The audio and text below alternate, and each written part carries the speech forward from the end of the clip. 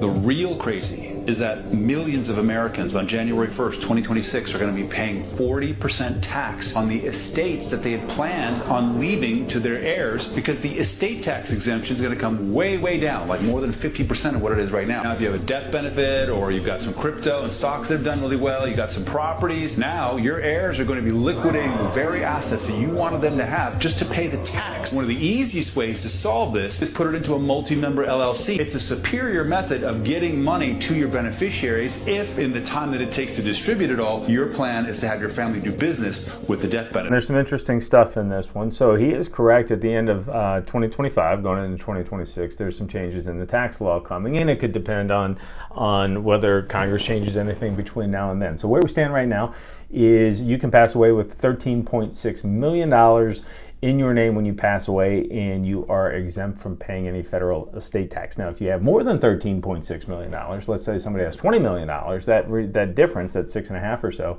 is going to be taxed by the federal estate tax, which could be up to 40%. So he's got a lot of truth in here. Now, keep in mind that $13.6 million is for each spouse in a married case. So we're currently sitting at a $27 million lifetime exemption. So nobody's really paying any federal estate tax right now.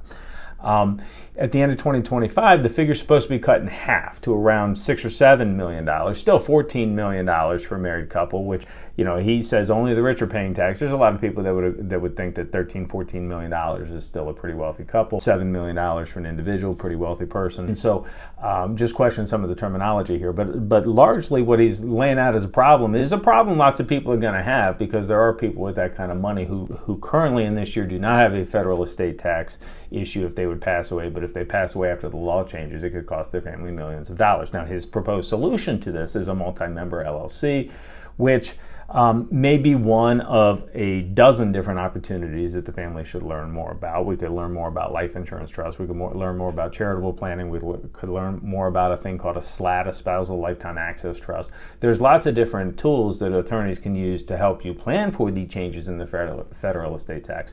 And if you are one of these wealthier folks, north of $6-7 million, even if a little bit less than that, but we plan on some growth, in the year 2025, you want to pay very close attention to what the federal government is doing with the federal estate tax, because that number could go way back up. But if those numbers seem so far out of reach that it would take Powerball to get to that kind of money, for most middle-class families, we're still not going to have a federal estate tax. This video is still not for you, and you don't have to worry about that one. So, good video. My only thing is he's proposing one solution to it, where I think that with proper guidance, you would consider a number of different options. So, if you found this video helpful and you'd like us to keep doing videos like this, give us a follow, let us know, and we'll keep doing them. Thanks for watching.